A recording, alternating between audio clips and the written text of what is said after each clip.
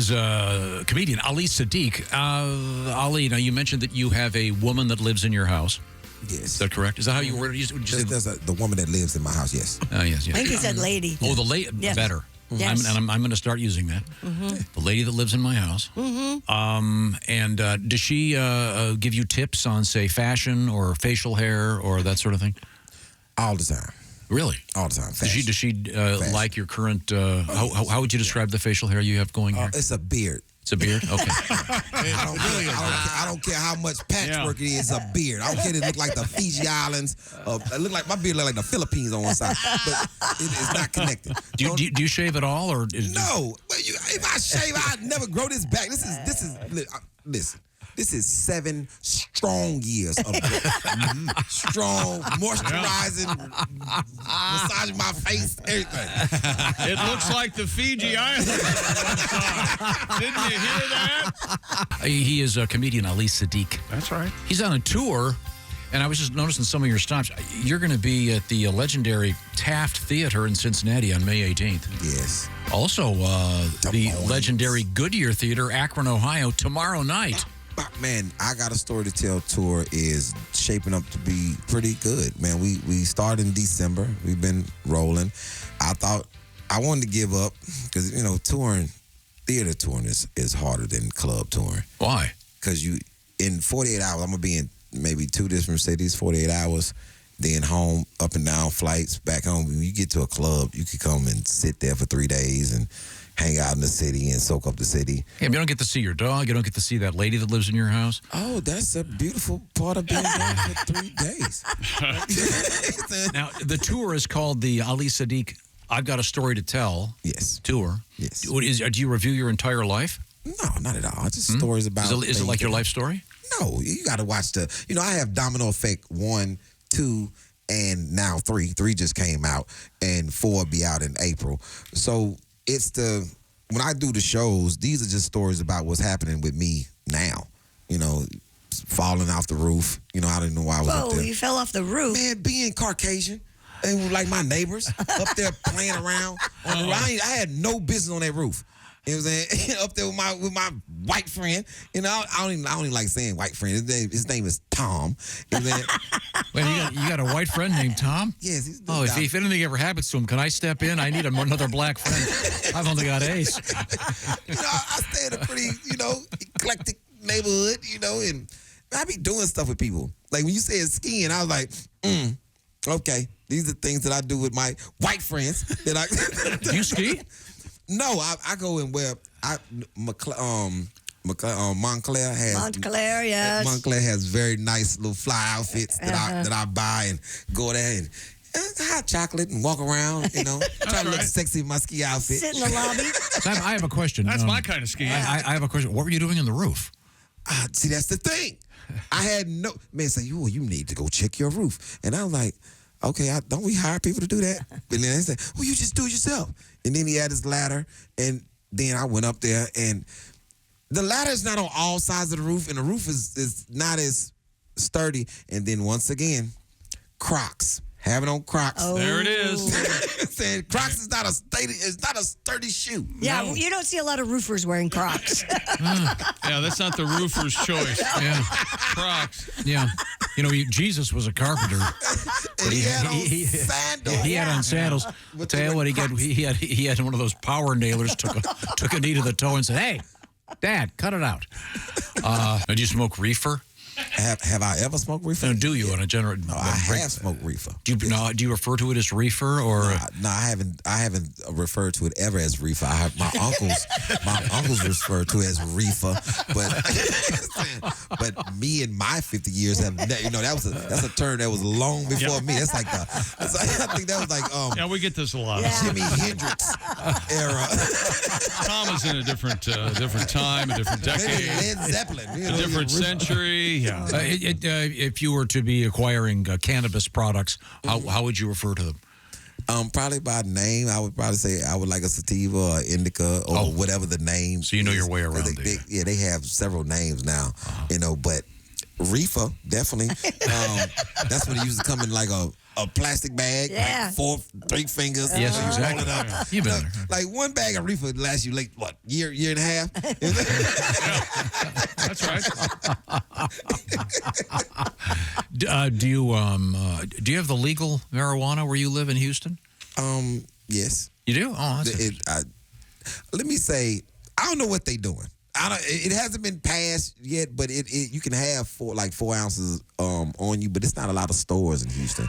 It's still pretty much the people. You know, you gotta know someone in it. It's not hey, let's go to Aldi and they give you a weed without a bag. You got to take a bag. Yeah. But it is. Bring your own Ziploc. Yeah, definitely. So now, it's guys, around and put it in napkins. And they're like, yo, this is California. And you're like, Respondents who said they have young children or a pet admitted they would rather sleep with their child and or their pet than they would their partner. Well, that's just they're having an affair. Obviously, they don't like their partner. Obviously, that's a bigger problem. the only time a lady that lives in my house sleeps in the children's room or with them kids if she's mad at me. That is it. Other than that, I know what she's mad. They're like, oh, so there you Or just... maybe one's sick or something. Maybe If one's sick. Wait a If second, they sick, then if they sick, she doesn't then kick you out of the bed. bed?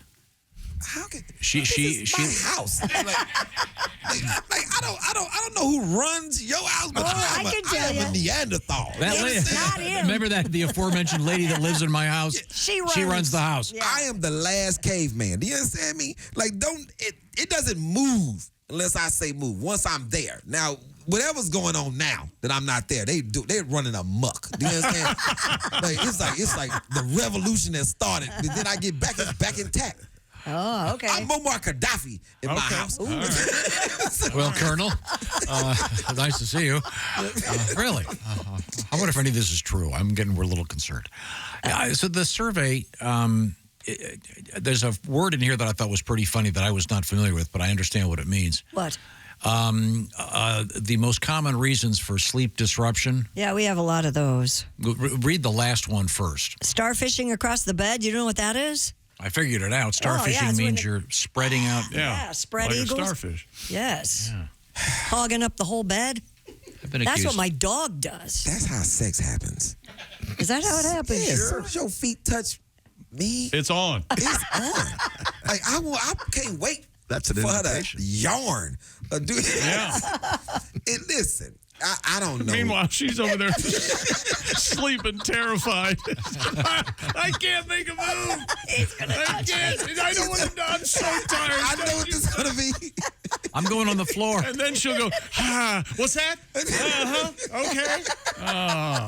No, let's talk about the when you have to dig out of the rubbish. So this is, you know what rubbish is? Where you come and you have on your full outfit. You did not change your clothes. You have on your full outfit, and you're wrapped up in a sheet and a blanket. Oh. And you're like, okay, she's mad. Right. Extremely mad. It's like I don't want no part of your skin touching my skin.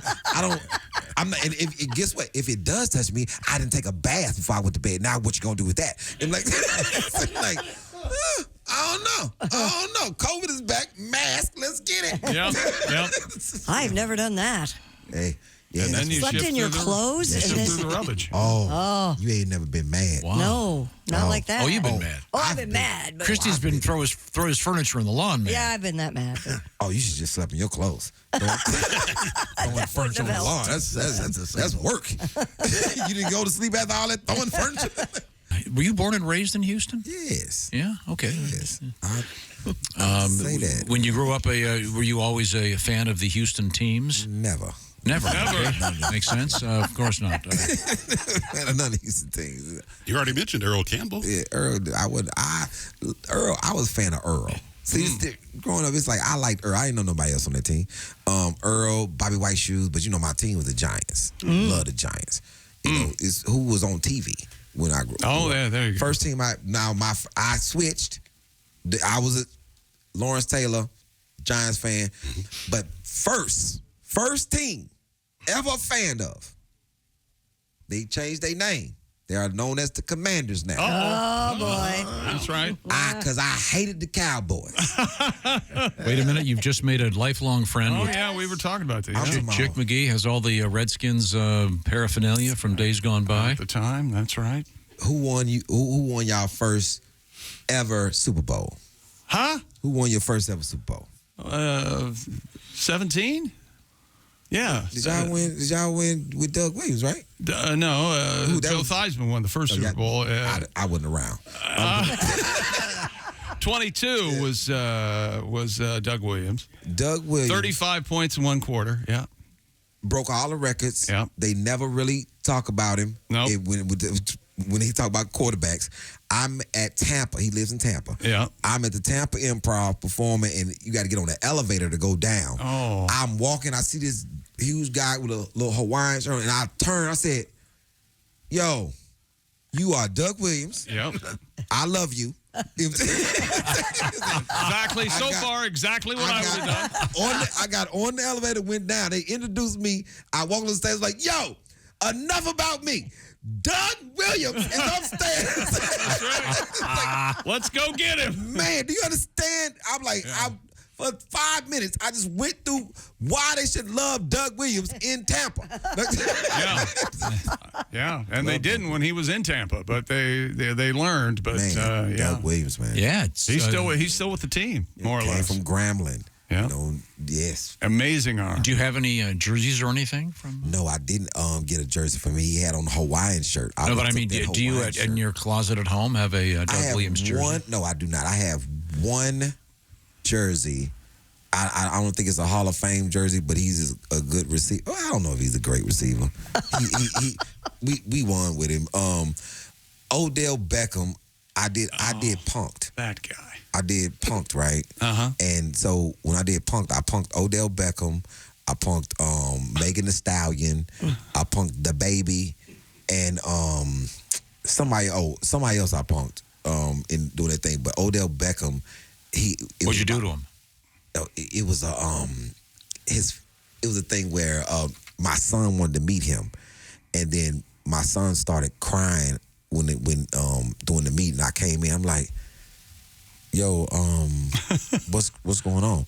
But my son had revealed to him that he wasn't sick, because I got him to meet Odell Beckham because he was sick, and then my son told Odell, he's like, "I'm not really sick. I just want to meet you." I'm not really sick. I just wanted to meet you, Tom. So I walk in, and Odell like, "You need to tell your father." And I'm like, "Tell me what?" And he's like, "No, Odell did something to me." Then I went off on Odell. "Let me talk to you outside, Odell."